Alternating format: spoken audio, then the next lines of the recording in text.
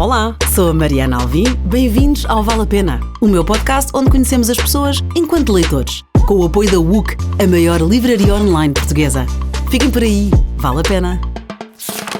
Tenho hoje comigo o Pedro Buxerri Mendes, diretor de Planeamento Estratégico e Conteúdos Digitais de Entretenimento da SIC e diretor da SIC Radical. Está certo ainda? Sim, sim. O Google está atualizado, sempre ligado à música e à rádio, tem um programa na Rádio Observador. Exatamente, Pop-Up. Pop-Up, é sobre o quê? É um chamado magazine cultural de atualidades. Não, é uma coisa que faço com muito gosto com a Maria Ramos Silva, o Tiago Pereira e o Bruno Vieira Amaral na Rádio Observador às quintas-feiras, meio-dia. Boa, fica aqui o desafio. É do Sporting, adora a Fórmula 1, conheceste o Ayrton Senna? É verdade. Uau, essa ninguém se esquece, não é? Sim, não. Gostas de meias com bonecos? Detestas restaurantes ou sítios com barulho? Pessoas que falam alto, que fazem barulho e que se atrasam para reuniões ou encontros? Não detesto, mas sim, mas não gosto. Exatamente. Irritam-me imenso, irritam-me. Adoras o entretenimento dos anos 90. Aprendi uma palavra nova ao aqui investigar sobre ti. Retrotainment. Uhum. É giro esta palavra? É. Entretenimento retro. Certo. Muito giro. Portanto, nasceste na época errada. Talvez. Ou és um saudosista? Não, eu nasci em 70, portanto cresci nos anos 80 e ando a investigar os anos 80, um chamado projeto pessoal, e pronto, a década é muito elogiada pelas fontes e até pelas pessoas com quem interajo, mas eu acho que a década de 90 talvez tenha sido melhor. Sim. Eu também lá estava. Gostas de cozinhar? Gourmet, requintado, puxas por algumas receitas. É verdade. Tens sempre boas ideias para presentes? Espero que sim. Bom, isto não é qualquer um, isto é uma qualidade. És uma pessoa que resolve problemas. Fazes lembretes de tudo e mais alguma coisa, a maioria em papel. Gostas de fazer listas, gostas de post-its? Sim, é verdade. Gostas de lápis? Muito. E da fia lápis. Pois precisas dele. E para poder apagar ou simplesmente... É uma coisa sensual, é uma coisa ou seja, as emoções que passam do ato de escrever, não é? Acho que é um prazer sensual, não é? Passo a redundância, acho que tem a ver com isso. E porque falham menos do que as canetas, não é? Sim, as canetas não falham borram. imenso. Não, as canetas falham imenso se nós usarmos as esferográficas, não é? E há poucas coisas mais frustrantes do que uma caneta não funcionar quando queremos. Sobretudo eu tenho sempre imensos lápis e canetas à minha volta. Não perde, eu compro imenso e tenho imenso e depois perco, estou sempre a perder. Claro que perco, mas por isso é que tenho imensos, portanto... Não falha. Exato. Gostas de investigar, conhecer, aprender, sabes sempre alguma coisa curiosa sobre um tema que ninguém sabe. E ainda hoje chegámos aqui ao Estúdio Guel e está aqui muitos legos e estavas a contar. Sim, sou muito curioso, é verdade. És interessado, isso é maravilhoso. Gostas muito de desenhar? Tem jeito? Gosto muito de desenhar. Quando é que ouviste essa? Talvez. Sim, talvez. Fazes rabiscos durante as reuniões e quem já quem não faço, mas talvez. Sim. Gostas do Tintim e gostas de ler. E é mesmo o leitor então que vamos hoje conhecer. Hábitos de leitura. Gosto muito de ler, no sentido que ler é uma coisa que faz parte do meu dia-a-dia. Portanto, não sei se uso o verbo gostar, mas também não sei se uso o verbo precisar ou o verbo... Não sei que verbo uso, mas faz parte da minha vida, do meu dia-a-dia, do meu cotidiano, da minha rotina, daquilo que faço todos os dias. Portanto, não sei bem se é gostar de ler. Eu preciso, porque se não não conseguir ler um dia, fico... Como há pessoas, infelizmente, que eu não tenho isso, há pessoas com o ginásio, não é? Não treino nada hoje dias. Isso. Mas é um hábito ou qualquer coisa que faz parte de mim desde sempre. Mas não é algo que eu valorize mais do que valorizo outras coisas. Também faz parte de mim desde sempre procurar ter um bocadinho de espaço de tempo para mim, enfim. Não quero deixar isto muito profundo, mas irrita-me um pouco às vezes que sacralizam a leitura, não é? Como se fosse uma coisa superior a qualquer outra atividade, e não é isso que eu sinto, mas é uma coisa que eu faço todos os dias, ler. Mas dá-te gozo? Sim, às vezes. Sim, dá gozo. Dá gozo mergulhar no conhecimento e no desconhecido. E isso normalmente é feito através da leitura, sim. E tu lês mais para aprender ou também para viajar, para sair daqui? Eu imagino que leio porque estou à procura de qualquer coisa, não é? Não sei bem o quê, mas neste momento, como te disse, tenho um projeto relacionado com os anos 80 e hoje de manhã, antes de vir para aqui, fui comprar um livro sobre design que saiu agora com o Jornal Público. e vi lá uma coisa que me interessou, enfim, a música do Jorge Palma, O Bairro do Amor. Será que é sobre o Bairro Alto? Em princípio sim, mas enfim, hoje à tarde vou-me dedicar a ler sobre isso, para saber se a música Bairro do Amor do Jorge Palma é sobre o Bairro Alto. Uma coisa que nós temos um déficit em Portugal é de curiosidade. Nós não somos um povo muito curioso. Talvez sejamos sobre se a vizinha se anda a deitar com o vizinho, mas...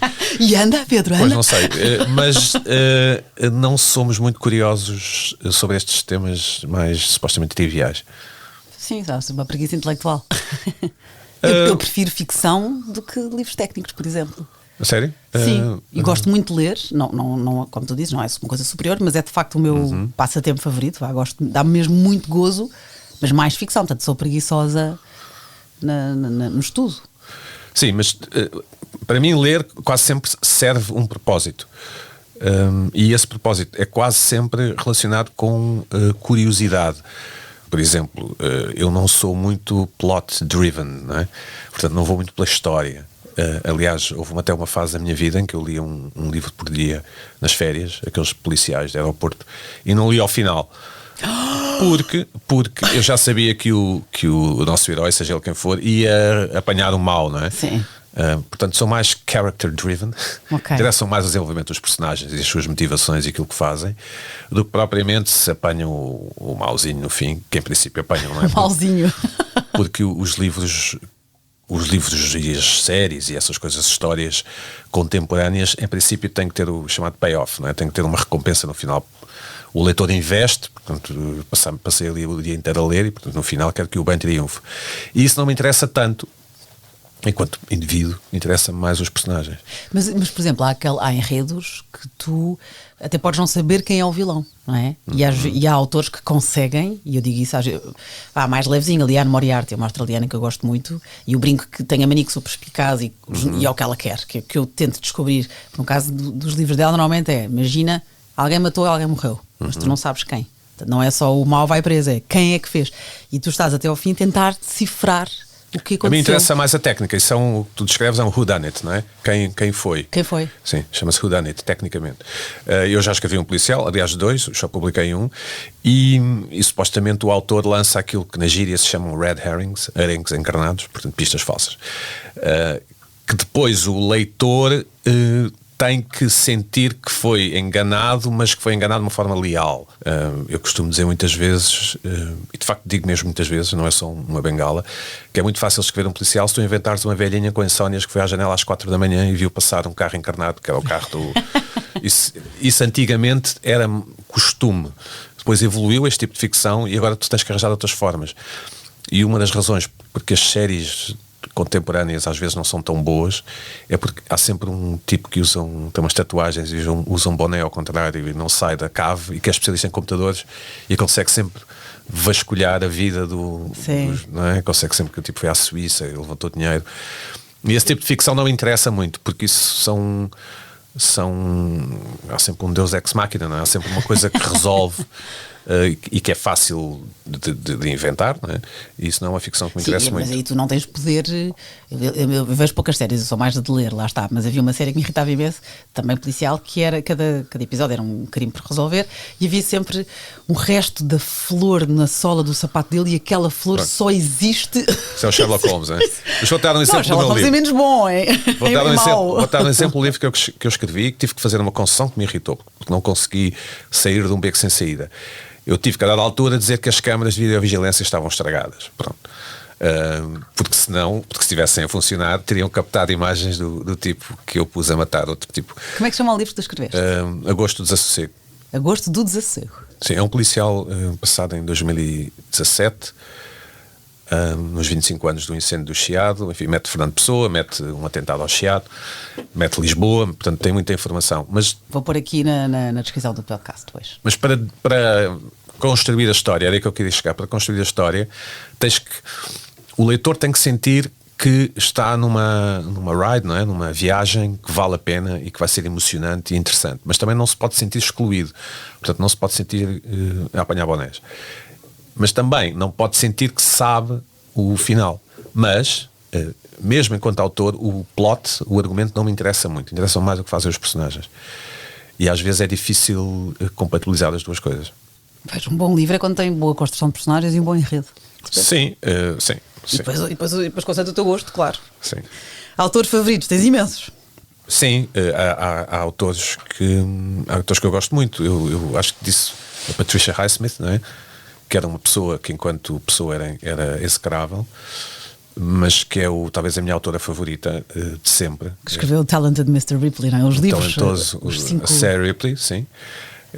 Talvez o Talentoso Mr. Ripley seja o livro que eu mais vejo ali na vida. Pois, é que tu disseste-me isso. Portanto, é o Guilty Pleasure que tu disseste. Não é guilty, mas que foi como respondeste.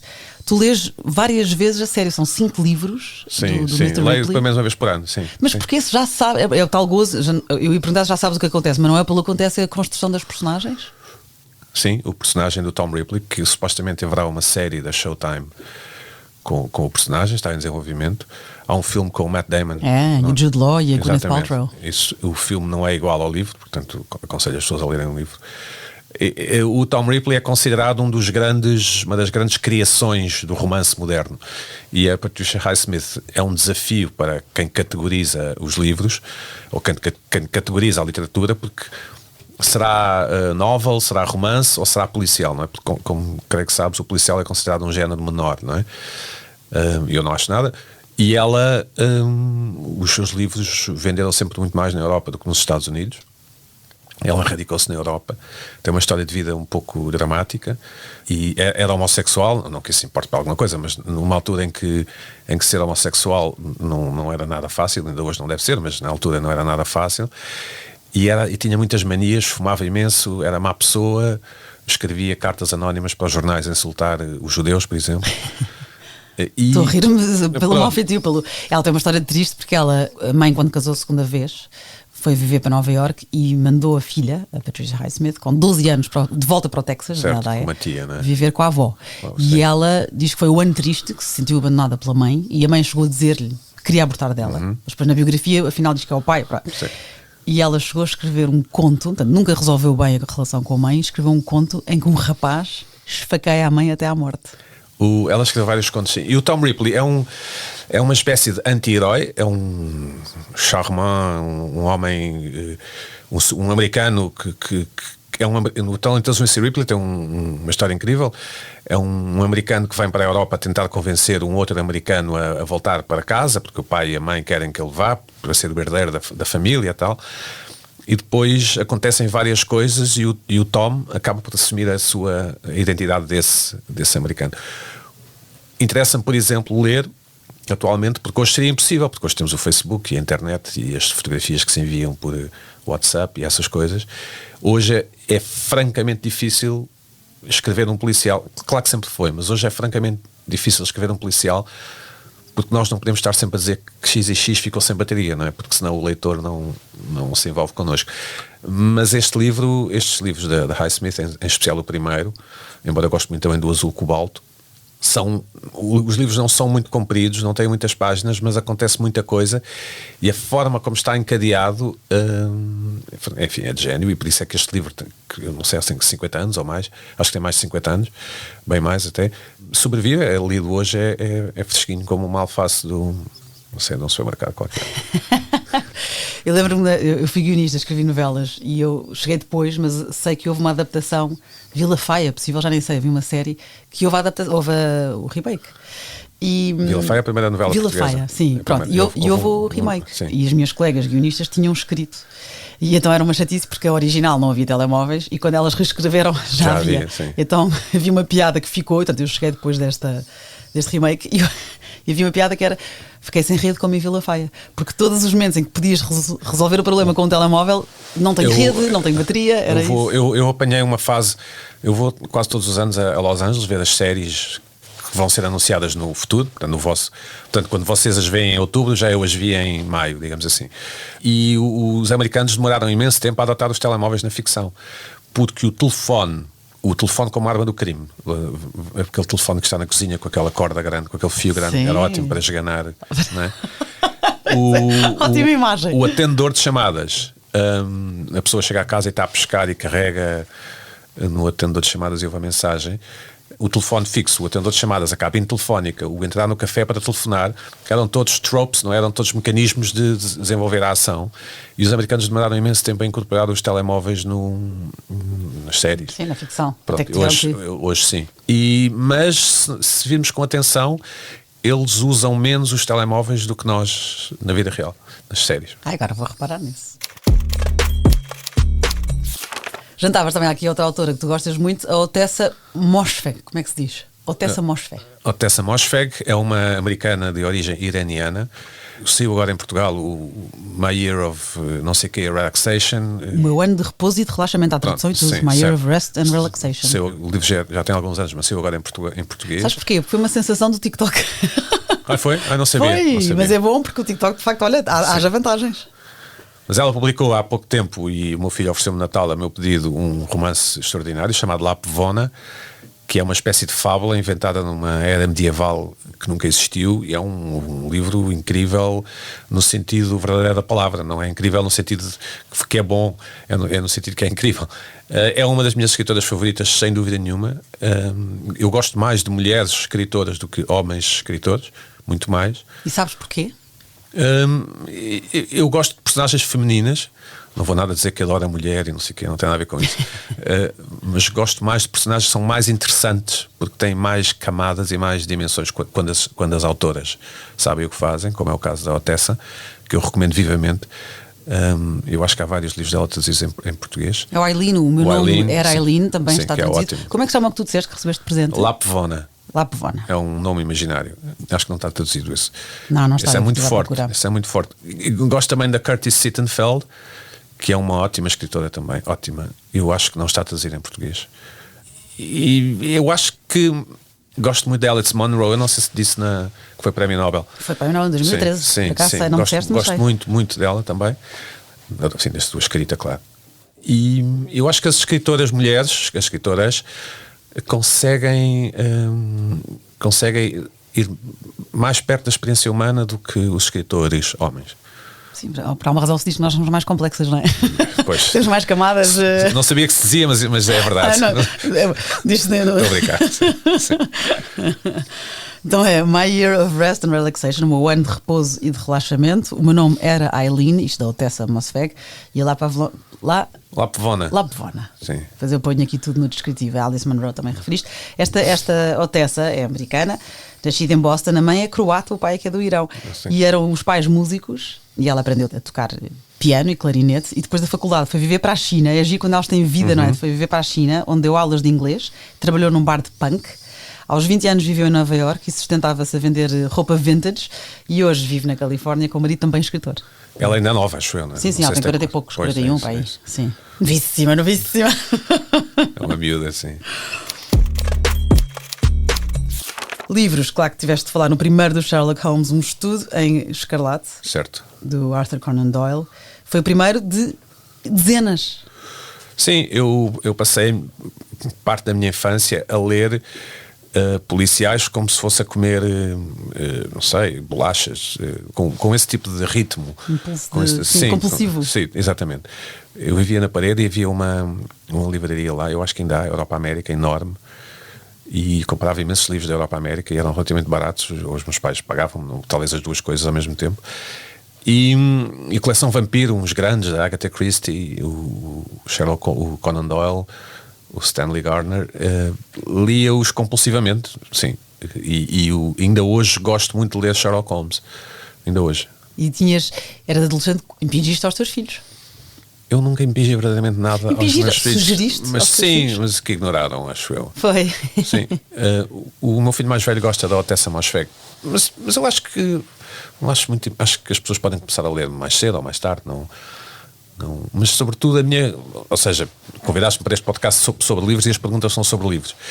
E as minhas respostas são nesse sentido.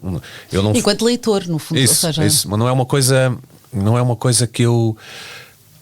Enfim, também jogava a bola, também, pronto, mas gostava incrivelmente muito, mega hits de ler, não sei o quê, gostava mesmo muito de ler policiais quando era miúdo.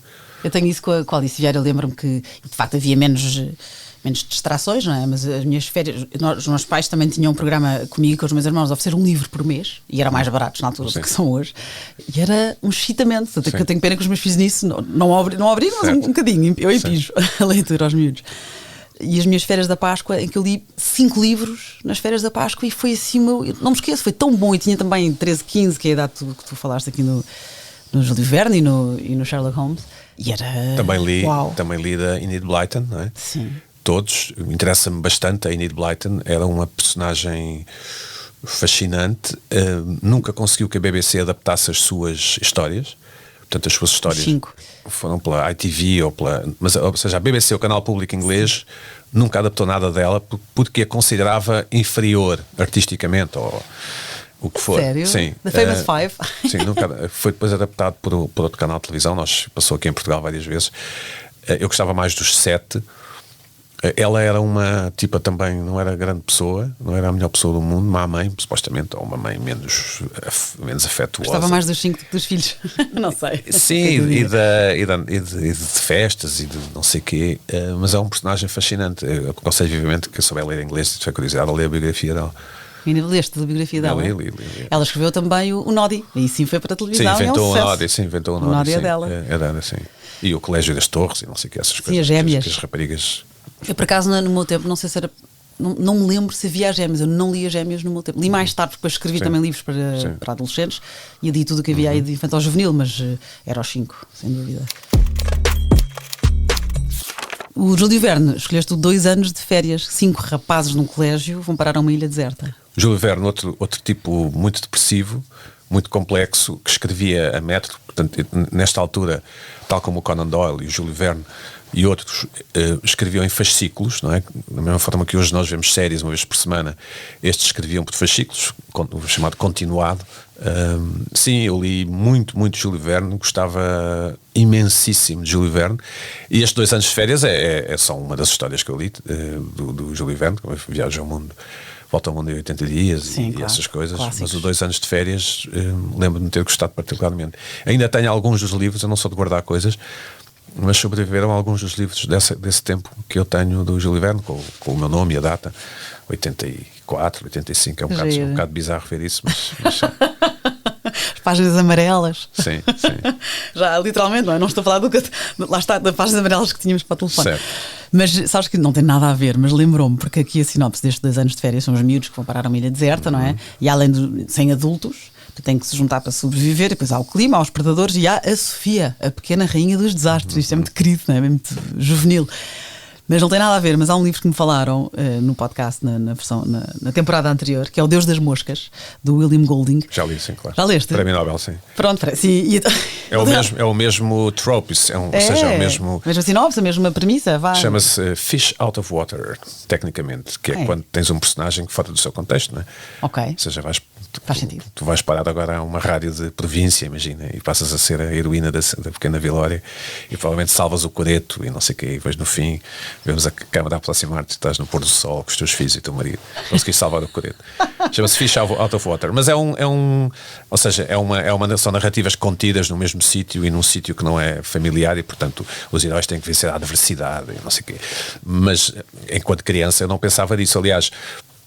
E este é inocente, este do Júlio Verne é inocente, o Deus das Moscas é menos inocente, é menos inocente. Não sei se alguém já te disse isto no podcast, mas digo-te eu tenho muito pouca capacidade metafórica e, apesar de sempre ter sido bom aluno a português, sempre foi muito forçado. O que é que eu quero dizer com isto? Quer dizer que eu não vejo com facilidade, e estou-me nas tintas, mensagens nos livros e este personagem representa o amor que ele nunca teve, ou o pai que ele não... o Mr. Miyagi do Karate Kid é o pai que ele nunca... Eu não vejo isso, eu vejo um miúdo que aprende Karate e um velho que lhe ensina Karate. E isso às vezes cria-me alguma dificuldade e alguma empatia com alguns livros. Eu não quero saber da mensagem. Sim, tu é no momento que estás a avaliar, a curtir ou não. Sim, e a forma como os personagens e o autor se desenvencilha, não é? Portanto, se eu ponho um tipo a naufragar numa ilha, eu agora tenho que arranjar a forma dele sobreviver na ilha. Onde é que ele vai buscar água, não é? Onde é que ele vai buscar, como é que ele arranja depois um barco para sair dali? e menos que ele, no fundo, se sente só, porque sempre se sentiu só, porque a mãe, enfim, essa parte não interessa. Estás a gozar, mas há metáforas bem conseguidas. Claro que é, claro que é. Há umas que realmente até se gozar com. Não, eu não estou a dizer que não haja boas metáforas ou boas mensagens. Sim, mas não vais por aí. Eu não sou esse tipo de pessoa, não tenho essa capacidade de ver. Falta-me não tenho esse automatismo de ver além do que é literal, do que está a ser exposto. Mas eu percebo o que estás a dizer. E realmente é giro. E não tenho grande interesse também. Exatamente, mas tem a ver com o perfil. E por isso é que é giro estas entrevistas, porque são enquanto leitores. Há livros agora, estava a dizer há pouco, que estão a fazer imenso sucesso. E não quero dizer porque estou a dizer que não gosto deles, mas que fizeram muito sucesso. E agora já consegui ouvir um, então que cedo pensei, não estou para isto, não estou para isto. É lindíssimo, inveja das pessoas que não leram ainda. Que horror, a desgraça alheia, não apetece nada. Certo. E aí não é um mau livro, eu não estou para aí virada. Sim, há alguns maus livros, mas ser leitor hoje em dia também não é fácil, não é? Porque a nossa atenção é... Tens menos tempo. Sim, e tens uma atenção diferente, mais viciada no quick win, não é? Na chamada vitória. Sim, tu queres o page turner. Sim, eu claro. sinto isso. Isso é uma técnica também de escrever, não é? Eu gosto, eu sou fã. E não tenho, por exemplo, há livros bons, que há o termo que é o slow burner, não é? Que é um livro mais lido. E eu às vezes enervo-me. Às vezes, filha, está bem, get to the point, bora lá. Sim. E também tem a ver com a minha impaciência ou com o meu feitio, até porque tenho mais coisas para ler. Tens que ler do John Williams. John Williams, o Stoner. Sim, tens que ler o e Stoner. O Augustus. Já leste o Stoner? Já, claro. E o Augustus? Várias vezes, sim. Ofereci agora ao meu pai no Natal. E o outro, que eu nunca me lembro do nome, o Western, que é maravilhoso. Ele tem um terceiro, que é um Western. Vou procurar e depois vou pôr aqui na descrição do podcast. Não é Coração Selvagem, mas é uma coisa assim. É maravilhoso. É o melhor Western que li. Melhor até do que os do Corman McCarthy. Uau! O Stoner é um bom exemplo de um slow burner e de uma coisa metafórica e não sei o quê, que está... Enfim, é um livro incrível. Mas aí também é a construção da personagem. Claro, daí tens gostado, claro. É um livro que teve adormecido muitos anos, não é? Foi uma autora francesa que pegou nele, traduziu. Sim. E já com ele... Em França vendeu morto, não é? Já com ele morto, o autor já cá não estava. E foi uma autora que gostou tanto. Isto aqui tem que ser descoberto, como é que isto não... E ela traduziu e de repente foi graças a ela que o livro renasceu. Só aqui um parênteses para quem ficou curioso com o Deus das Moscas, do William Golding. Foi falado na conversa com a Sara Prata e com o José Diogo Quintela na temporada passada deste podcast, as conversas 40 e 45. Portanto, temos aqui o Júlio Verne, temos o Conan Doyle, a Otessa Moshfegh, a Patrícia Highsmith. A Causa das Coisas, outros livros que tu adoraste, do Miguel Esteves Cardoso. Certo, muito importante na nossa vida, acho eu, nas sim. Ainda é nas atual. Nossas vidas, sim. Sim, mas para nós portugueses, de uma determinada geração, foi um livro importantíssimo. Porque era alguém que brincava com coisas sérias, deixa-me usar esta coisa assim bastante simplista. E na altura Portugal era um país muito politizado, até... Hoje em dia também é, mas por razões diferentes, mas na altura era muito politizado. E o Esteves Cardoso escrevia uns textos para o Expresso, que era o nome da crónica dele, Causa das Coisas, e de repente percebeu-se que nós não estávamos sozinhos, nós não éramos o único a ler. O sucesso do livro foi tal que o espantou a ele. O livro saiu em dezembro de 86, espantou a ele, espantou o editor. E em agosto tinha tido 5 edições sempre escutadas. E foi aí que Miguel Esteves Cardoso se tornou uma figura pública. No final do ano despediu-se do Expresso e em maio de 88 fundou o Independente. Portanto, tudo por causa do sucesso da Causa das Coisas. É um livro ainda hoje que se lê francamente bem. Sim, ainda hoje se encontra à venda. A Tânia Ribas de Oliveira também foi reeditado. E por acaso, agora só um parênteses, quando nós falámos para termos esta conversa, e a propósito, tu és um homem realmente culto e que és interessado, como até me disseram quem eu perguntei coisas sobre ti. Tinha algum defeito ou não? Não, mas foi tudo simpático, não foi? Sim. Eu sempre digo que não tenho defeitos, mas claro que foi simpático, sim, e agradeço a simpatia, sim. Sim, claro que sim. O chefe gourmet e bom para dar presentes, é uma ótima. E quando nós falámos na altura, e agora já estarás a ler outra coisa, mas tu próprio disseste, gosto de não ficção, sou curioso, e já disseste isso aqui hoje. Então estavas a ler o Shifting Currents, A World History of Swimming, da Karen Eva Carr. Certo. Eu achei graça porque fui investigar e então era como os africanos nadavam e os europeus não sabiam. Achava-se que a água fazia mal e na Idade Média tiravam-se as mulheres à água e se elas fossem bruxas não iam ao fundo, flutuavam. E se fossem não bruxas, portanto fixe, iam ao fundo, mas nem todas conseguiam não conseguiam salvar todas, portanto algumas morriam. Não conseguiam parar as pernas, mas não sabiam nadar, que te digas. A natação é uma coisa que me interessa imenso, por razões. Interessa-me mesmo imenso. É uma atividade humana altamente complexa. É o único desporto que fazemos na horizontal. É extremamente difícil de aprender na idade adulta. Mexe com zonas do cérebro muito interessantes. Tu fazes natação, já fizeste? Eu tive Covid e decidi aprender a nadar como deve ser. Com técnica correta. Sim, com o professor e tal. E imagina, na primeira aula eu nadava, eu não estou a brincar, 7 metros ou 10 metros e tinha que parar porque estava completamente ofegante. Mas se tiveste Covid, estavas com... Não. Insuficiência, não. Não, porque o cérebro tem uma... Quando está num ambiente que não é confortável, nomeadamente água, o teu cérebro diz-te para fugires e consome energia toda para que tu fujas e, portanto, obrigar o cérebro a ficar dentro da água e o corpo a mexer-se da forma certa para te manteres a flutuar e para te fazeres avançar, consome uma energia brutal. O oxigênio que tu tens nos pulmões é consumido pelo cérebro muito mais depressa, é chamado pânico, não é? Mas a natação é uma coisa interessantíssima. E pronto, e comprei essa história de natação que não é muito boa, porque ela é muito ativista e muito preocupada com a questão das raças e a questão dos homossexuais, enfim, aquelas novas agendas que ouvimos falar. Mas estes estilos, o crawl e o bruços e estas coisas, são coisas que são relativamente recentes, recentes no sentido de terem 100 anos. As pessoas nadavam de lado. Porque não faz sentido nadar com a cabeça dentro da... Nadavam Estou a imaginar. Assim, a pato, assim, não sei, assim, a gato, não sei como é que se diz. Nadar a cão, mas aí não estás de lado. Mas consegues estar de lado e fazer assim com os... Eu sou de bruços, eu sou mulher de bruços. Pronto. E crawl se estiver com pressa. Bruços com a cabeça dentro da água ou bruços com a cabeça fora da água? Pois, que é errado tecnicamente. Tens razão. Porque, lá está, nós evitamos pôr a cabeça dentro da água porque não se respira dentro da água. Mas as pessoas, enfim, é uma conversa. Mas pronto, já há poucos livros sobre isso. Então pronto, Shifting Currents, estavas a ler quando falámos, então achei graça porque de facto não técnico... Não é grande coisa. Pronto, então não fica a recomendação.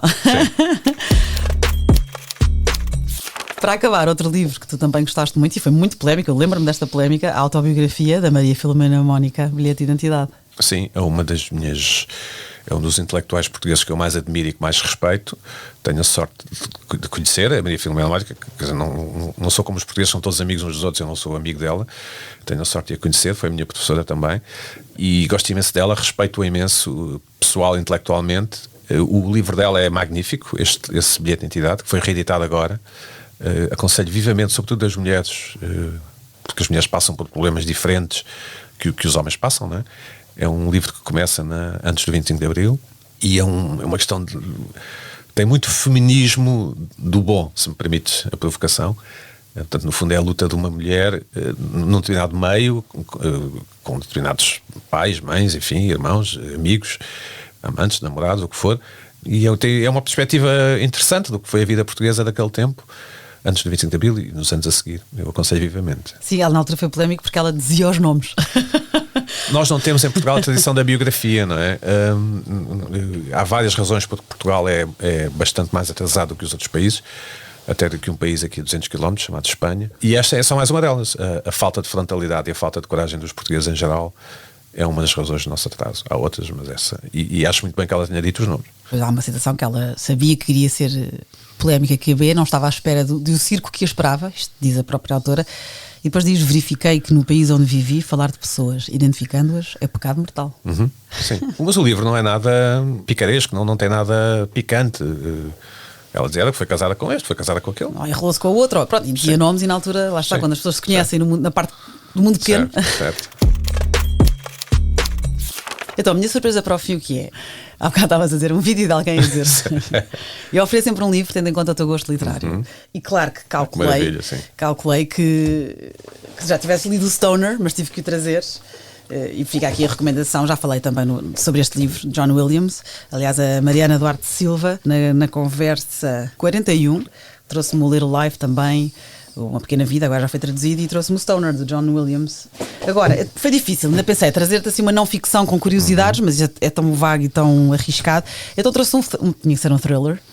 Espero que as personagens estejam bem construídas. Aqui há mais enredo, mas o cenário é Lisboa, apesar de ser americano. E tu há pouco falaste que o teu policial também está em Lisboa. E o Stephen King diz: livros que não consegues parar de ler é coisa que não existe, mas este Está lá, está quase lá. É um presente? É um presente. Muito obrigado. Chama-se Duas Noites em Lisboa, de Chris Pavone. O Chris Pavone é premiado, Obrigado, sim. É norte-americano. Thrillers, lá está. Esse o primeiro thriller ganhou 2 prémios. The Expats, não está traduzido. Este tem aqui a tradução, Duas Noites em Lisboa, porque passa-se em Lisboa, mas são os americanos que vêm para cá.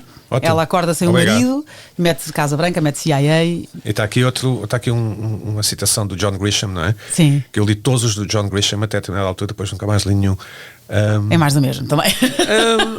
Sim, mas também significa, foi uma coisa que não dissemos, deixa-me convidar outra vez, que é as pessoas vão mudando, não é?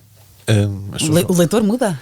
As pessoas vão mudando, mas no entanto, nas conversas que nós temos com os outros, nós precisamos muito que as pessoas se mantenham iguais. E é uma questão curiosa. Eu deixei de ler o John Grisham porque muito provavelmente mudei como pessoa. E não porque o John Grisham tenha piorado ou qualquer coisa. Não, eu não acho que ele piorou. O que eu acredito também é, se tu lês muito do mesmo autor, acabas por sentir, ok, já não me surpreende. Já não tem aquela Sim, surpresa, não é uma crítica. Mas pode ser, eu gostaria mais que fui eu que mudei, mas sim, pode ter sido isso, claro. Mas tu, claro que mudaste. Eu tive autores que eu adorava, eu adorei Murakami e agora não apetece ler. Sim. E adorei Certo. tudo de enfiada. E que bom que foi. Olha, obrigadíssima. Obrigado, Mariana. Até à próxima. Obrigada por ouvirem. Para a semana a mais.